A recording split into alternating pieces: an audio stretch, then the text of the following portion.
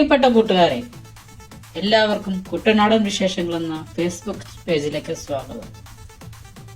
ഇന്ന് നമ്മൾ വിവരിക്കാൻ പോകുന്നത് ചമ്പക്കുളം ചുണ്ടനെ കുറിച്ചാണ്.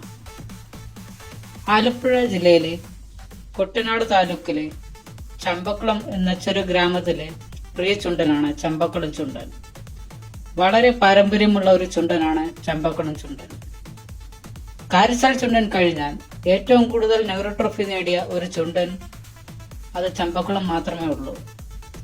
9 പ്രാവശ്യമാണ് ചമ്പക്കുളം നെഹ്റു ട്രോഫി നേടിയത്. അതിൽ 2 ഹാട്രിക്കും ഉൾപ്പെടുന്നു. 1989, 90, 91, പിന്നെ 94, 95, 96 എന്നിങ്ങനെയാണ് ഹാട്രിക് നേടിയത്. പിന്നീട് 98, 2009, 2014 എന്നീ വർഷങ്ങളിലും ട്രോഫി നേടി. UBC കൈനകരി തുഴഞ്ഞാണ് ചമ്പക്കുളം ഒരു ഹാട്രിക് ഉൾപ്പെടെ പല പ്രാവശ്യം നെഹ്റു ട്രോഫി നേടിയത്. അല്ലാതെ തന്നെ പല പ്രാദേശിക മത്സരങ്ങളിലും ചമ്പക്കുളം ചുണ്ടൻ നിരവധി തവണ വിജയം കൈവരിച്ചിട്ടുണ്ട്.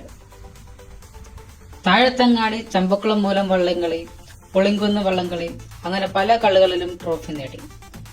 2014 ശേഷം ചമ്പക്കുളം വള്ളത്തിന് നെഹ്റു ട്രോഫിയിൽ ശ്രദ്ധേയമായ ഒരു മത്സരം കാഴ്ചവെക്കാൻ കഴിഞ്ഞിട്ടില്ല.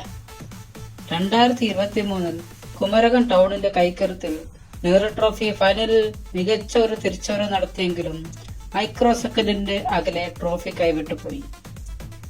2024 വള്ളം ഏറ്റെടുത്തത് പൊന്നുമട ബോട്ട് ക്ലബ്ബാണ്. പക്ഷേ ലൂസേഴ്സ് ഫൈനൽ വരെ എത്താൻ മാത്രമേ അവർക്ക് സാധിച്ചിട്ടുള്ളൂ. ഈ വർഷം NTBR CBLന് വള്ളം ഏറ്റെടുത്തിരിക്കുന്നത് ചങ്ങനാശ്ശേരി ബോട്ട് ക്ലബ്ബാണ്. ഈ വർഷം ചമ്പക്കുളം ചുണ്ടൻ നല്ല ഒരു പ്രകടനം തന്നെ നടത്തുമെന്ന് പ്രതീക്ഷിക്കാം. ചമ്പക്കുളം ചുണ്ടനും ചങ്ങനാശ്ശേരി ബോട്ട് ക്ലബ്ബിനും വിജയാശംസകൾ നേർന്നുകൊണ്ട് നിർത്തുന്നു. നന്ദി, നമസ്കാരം.